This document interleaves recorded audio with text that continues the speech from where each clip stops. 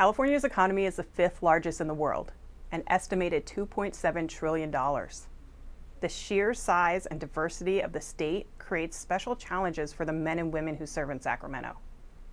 They must balance the needs of 40 million Californians, from the 130 billionaires to the 130,000 homeless, from world-famous institutions of learning to the illiterate and the mentally ill. They have to consider everything from mountains to beaches to earthquakes and tsunamis.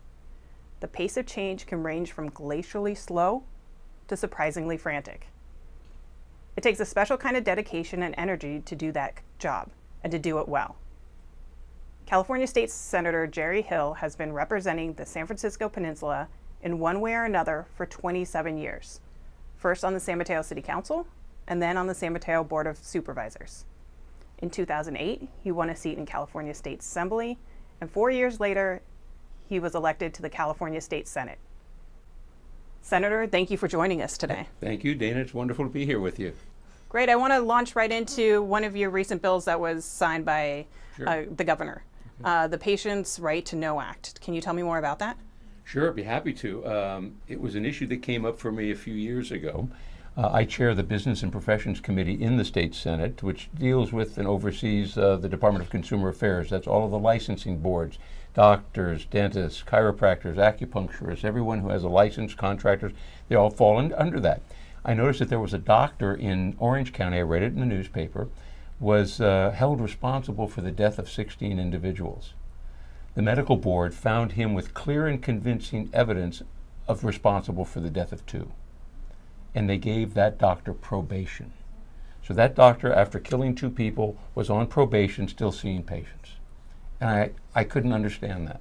So I went back, did some research, and found that in California there are about 140,000 doctors at any one time licensed. There's 600 of that number that are on probation at any one time.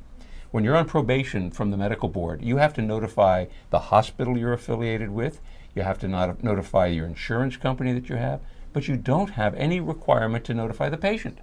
So these patients will go to the doctor has been disciplined on probation for sexual misconduct, substance abuse, malpractice of some form, whatever it is, they're on probation and you have no idea. And the problem with that is if you were on probation for sexual misconduct as a doctor, the conditions and terms of that probation would require that you have to, you can't see a female, if you're a male doctor, you can't see a female patient unless you're chaperoned.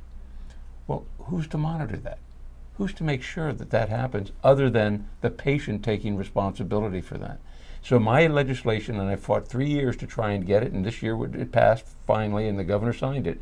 This year the bill says that you have to, if you're on probation and a patient comes, that clipboard that you get when you go to the doctor, one of those pages is going to outline the name of the doctor and the terms of probation that the doctor's under, stating if he has seen a female patient, he has to be chaperoned, cannot see him, alone, and all the terms and conditions of that probation, and the patient has to sign that. So that way the patient knows and can protect themselves when this happens, because 30% of those doctors historically, based on the medical board's records, reoffend. 30% do it again. So we want to make sure that they don't do it again and that the patient is protected in that. So this allows it the first in the country where this is a requirement now. The California Medical Association has been very powerful in California to make sure that this bill did not pass. But this year we were very fortunate. A lot of it because of the Me Too movement, frankly. There were a lot of women we had testifying at the hearings, some of the Olympic athletes who were abused by Larry Nassar from Michigan State. We also had a couple of victims from the USC physician as well, coming forward and testifying, showing that they felt the need for having this notification. Wow. So when does that go into effect? That goes into effect, I think, in a year and a half. It will be in effect, and then there will be the requirement that every patient from a doctor that's on probation for major offense, for sexual misconduct, for substance abuse. If they have shown an indication where they have, because of this substance abuse, they have affected or harmed patients. So if you have an alcohol problem or drug problem and you've sought to improve that or to try to correct that situation that you have, that wouldn't qualify. But if you have harmed a patient because of your substance abuse, because of overprescribing, or because of sexual misconduct, or criminal activity that resulted in patient harm, in those cases you have to notify the patient in the future. And they're the most important part of the healthcare continuum is the patient, and they were in the dark before. So this is, I think, landmark legislation. And in fact, I received a phone call from the Canadian press that we're talking about the Canadian Medical Board looking at this same issue now. So I think hopefully it'll catch on elsewhere. Wow, it would be great to see that catch on throughout the country and throughout the world. I think so. Wow. It'd be important. Well, congratulations on finally getting that passed. Thank you very much, Dana. Congratulations also in the work done for Martin's Beach and access to that, changing subjects a little bit. Sure. Want to talk to you about your role in that and some landmark decisions that were made October 1st. Yeah, that Martin's Beach, as we know, is the beach about 8 miles south of Half Moon Bay. It's a beautiful beach, and if you haven't seen it, go to Martin's Beach and take a look at it, because it is beautiful and it's pristine, and there aren't many people there because the gate to get to it is closed most of the time. And the problem with that is that in 2007, an individual bought that, Vinod Khosla, a billionaire, purchased the beach, and there are about, I think, 55 cottages there that he owns. They're leased out. And this road to the beach has been open from Highway 1 for 100 years.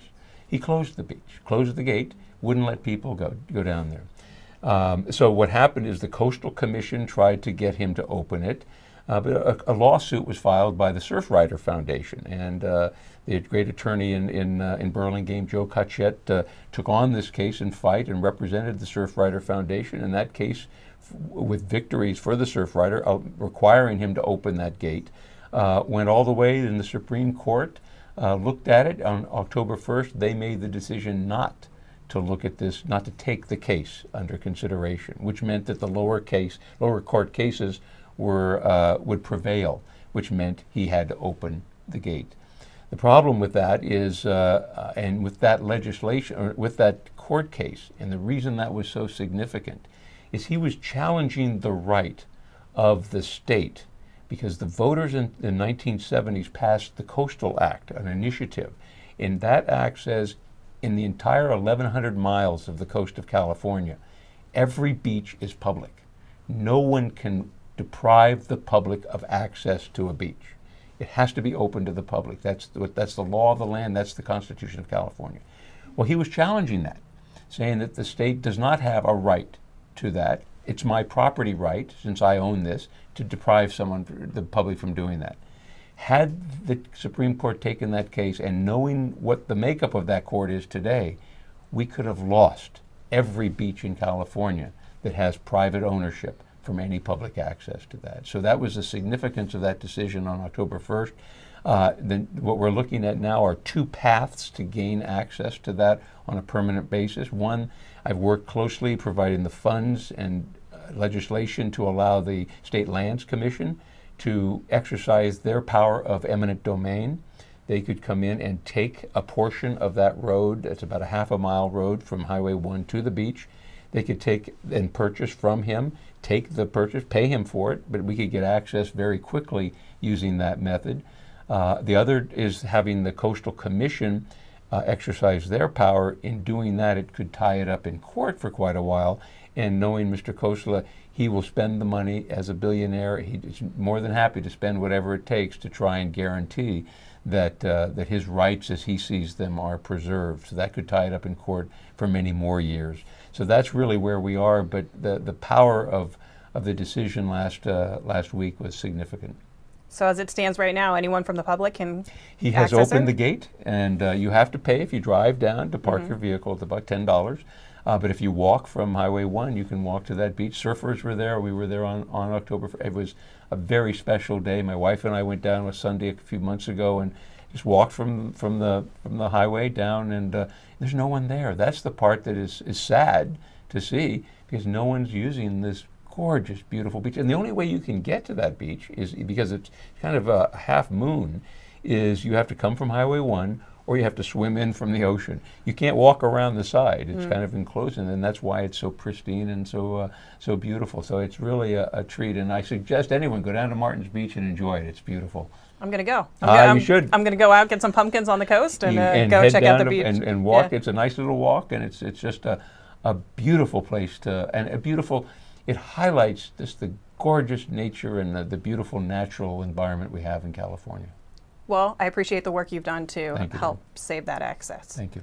Let's talk a little bit about your work in getting community colleges to have 4-year degrees. Well, thank you. And Dana, what we've found is in California right now and in the future, we are short of bachelor's degrees.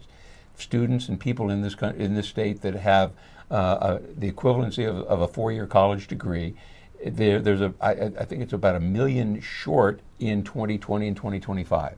So we have to do everything we can to get those educated citizens so that they can support this economy. As you mentioned, we're the 5th largest economy in the country, in the world, and that didn't happen by accident. I mean, we have some great educational institutions here and great educated residents, but we need more.